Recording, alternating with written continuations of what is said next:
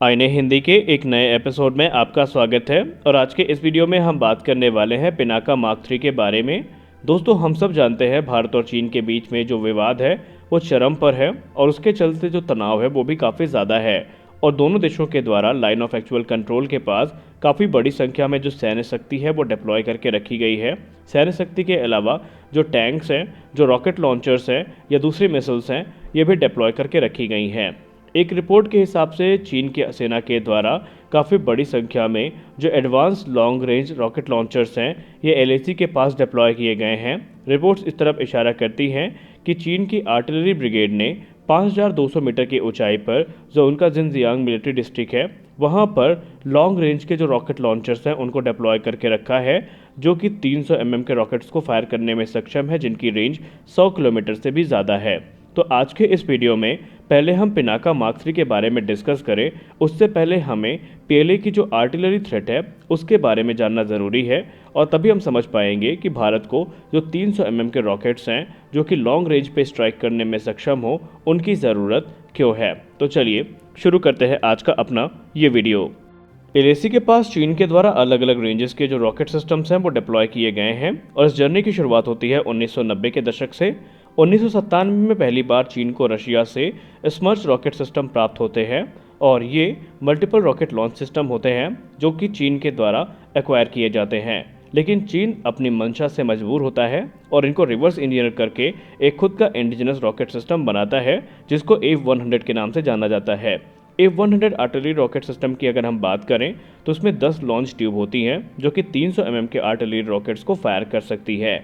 ये क्लेम किया जाता है कि F-100 की जो मैक्सिमम रेंज है वो 120 किलोमीटर की है। अगर आप इसको स्मर्च से कंपेयर करें तो स्मर्च की रेंज सिर्फ 90 किलोमीटर की है। यानी चाइना ने रिवर्स इंजीनियर करके एक ज़्यादा अच्छा वेरिएंट तैयार कर लिया था और इसको फायरिंग पोजीशन में लाने के लिए सिर्फ 8 मिनट का टाइम लगता है। और एक बार जैसे ही रॉकेट लॉन्च हो जाते हैं तो ये 2 मिनट के अंदर अपनी फायरिंग पोजीशन को चेंज करने में भी सक्षम है। कहा जाता है कि इस व्हीकल को सैटेलाइट नेविगेशन सिस्टम से इक्विप किया गया है जिससे कि जो रियल टाइम पोजीशनिंग डेटा है वो इसको मिलता रहता है। इस सिस्टम की अच्छी बात यहाँ पर एक ये है कि इसमें सिंगल रॉकेट या फिर इसको फुल सॉल्वो मोड पे फायर किया जा सकता है। और F-100 की बात करें तो ये अलग अलग ट्रायल से गुजरा है चाइनीज़ आर्मी के, लेकिन चाइनीज़ आर्मी ने इसकी जगह पर PHL-03 रॉकेट सिस्टम को चुना है जो कि स्मर्च की कॉपी कहा जाता है। अगर हम PHL-03 की बात करें तो वो भी 300 के रॉकेट्स को फायर करता है और इसमें 12 लॉन्च ट्यूब होती है। और अगर हम रेंज की बात करें तो PHL-03 की जो रेंज है वो 70 से लेकर के 130 किलोमीटर की है। हालांकि इस समय इसको एक नए वेरिएंट जिसको PHL-16 के नाम से कहा जाता है उससे इसको रिप्लेस किया जा रहा है। पाकिस्तानी आर्मी की बात करें तो पाकिस्तान की आर्मी के पास इस समय 450 से ज़्यादा चाइनीज़ F-100 सिस्टम मौजूद हैं और ये पाकिस्तान में ही प्रोड्यूस किए जाते हैं। तो यहाँ पर चीन ने न सिर्फ रिवर्स इंजीनियर करके एक रॉकेट सिस्टम विकसित किया है बल्कि उसे पाकिस्तान को सप्लाई भी किया है। F-100 को विकसित करने के बाद चीन ने उसका एक अपग्रेडेड वेरिएंट भी तैयार किया है जिसको A-200 के नाम से जाना जाता है और ये चीन का precision guided multiple launch rocket system है जो कि काफ़ी ज़्यादा अपग्रेड्स के साथ में आता है। इस रॉकेट सिस्टम को strap down inertial navigation system और GPS से इक्विप किया गया है। और सबसे खास बात यहाँ पर यह है कि इस रॉकेट सिस्टम की जो रेंज है वो 200 किलोमीटर की है। A-200 के बाद A-300 रॉकेट भी चीन के द्वारा विकसित किए गए हैं जो कि इस समय चीन के लेटेस्ट आर्टिलरी रॉकेट सिस्टम्स में से एक हैं। कहा जाता है कि ये रॉकेट सिस्टम अलग अलग कैलिबर्स के जो रॉकेट हैं उनको फायर करने में सक्षम है, जिसका मतलब ये है कि इसमें A-200 के पॉड्स का भी इस्तेमाल किया जाता है और कहा जाता है इसके अलावा जो दूसरे पॉसिबल कैलिबर्स हैं वो भी उसमें इस्तेमाल किए जाते हैं। अब अगर हम A-300 की बात करें तो इसकी जो मैक्सिमम रेंज है वो 290 किलोमीटर की है और इसके जो रॉकेट है वो अपने साथ 150 किलोग्राम तक के जो वॉरहेड हैं उसको कैरी करने में सक्षम है। ये रॉकेट भी इनर्शियल नेविगेशन सिस्टम और GPS गाइडेंस सिस्टम का इस्तेमाल करता है और इसका जो CEP है वो 30 से लेकर के 45 मीटर्स का है। सबसे खास बात यहाँ पर एक ये है इसकी लॉन्च व्हीकल में 2 पॉड्स कैरी किए जाते हैं जिसमें 4 300 के रॉकेट होते हैं प्रत्येक में और ये सिर्फ 30 सेकंड में ही 8 रॉकेट्स को लॉन्च करने की कैपेबिलिटी के साथ में आता है। चीन इसको लेकर के ये क्लेम करता है कि ये जो रॉकेट सिस्टम है ये काफ़ी ज़्यादा एडवांस है और ये अलग अलग एक साथ 8 टारगेट्स को हिट कर सकते हैं साइमल्टेनियसली। यानी चीन के द्वारा इस क्षेत्र में काफ़ी ज़्यादा प्रगति करी गई है। चीन यहाँ पे ही नहीं रुका बल्कि चीन का जो PHL-16 है, जिसको चाइनीज हिमार्श भी कहा जाता है।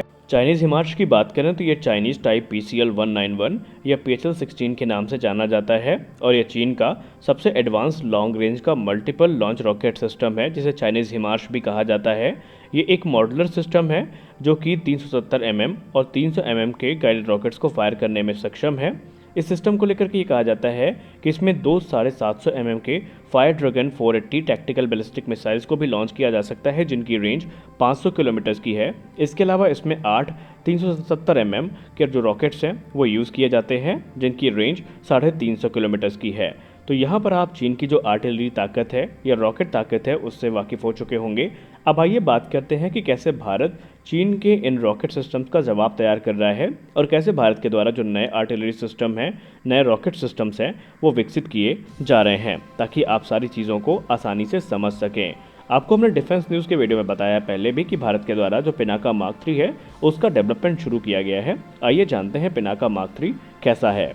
भारत की बात करें तो भारत के पास मौजूदा समय में कोई भी 300 mm का इंडिजिनस रॉकेट सिस्टम नहीं है और भारत इनको इंपोर्ट करता है। भारत के पास या भारतीय सेना के पास 62 की संख्या में BM-30 स्मर्च हैं, जिनको रूस से इंपोर्ट किया गया है।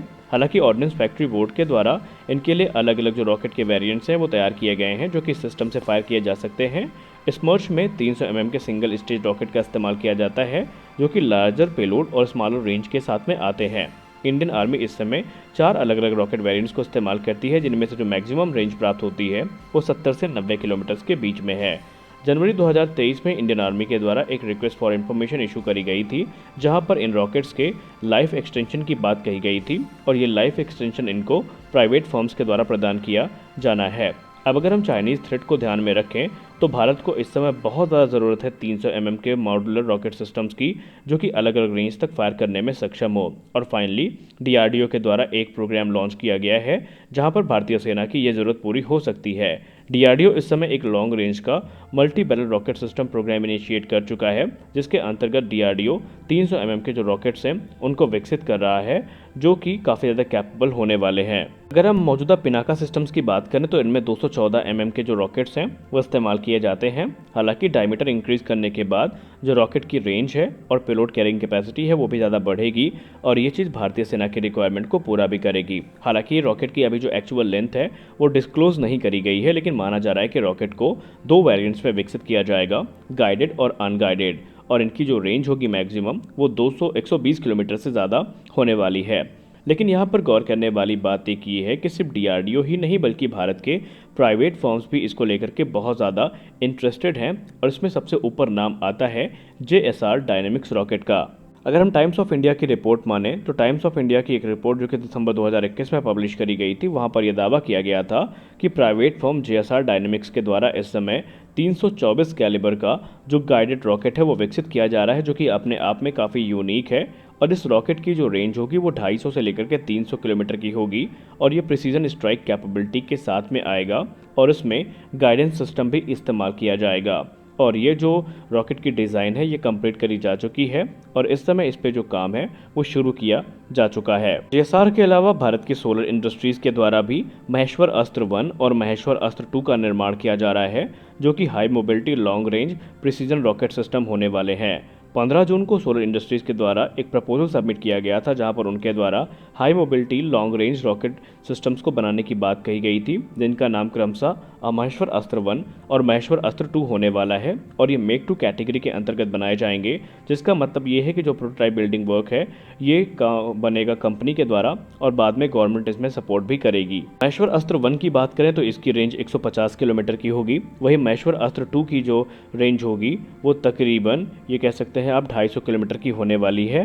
महेश्वर अस्त्र 1 अपने साथ 250 किलोग्राम के पेलोड को कैरी करने में सक्षम होगा, वहीं महेश्वर अस्त्र 2 जो है वो अपने साथ 375 किलोग्राम के मल्टीपर्पज वॉरहेड को कैरी करने में सक्षम होगा, जो कि अलग अलग प्रकार के जो एनिमी टारगेट्स हैं उनको डिस्ट्रॉय करने में सक्षम होंगे। और इस प्रकार भारतीय सेना के लिए जो एडवांस रॉकेट सिस्टम है वो विकसित किए जा रहे हैं। तो आज के इस वीडियो में बस इतना ही। हम आशा करते हैं कि ये वीडियो आपको अच्छी लगी होगी। वीडियो अच्छी लगी तो वीडियो को लाइक करिए, नए हैं तो चैनल को सब्सक्राइब करिए। मिलते हैं अपने अगले वीडियो में कुछ और इंटरेस्टिंग अपडेट्स के साथ। तब तक के लिए जय हिंद।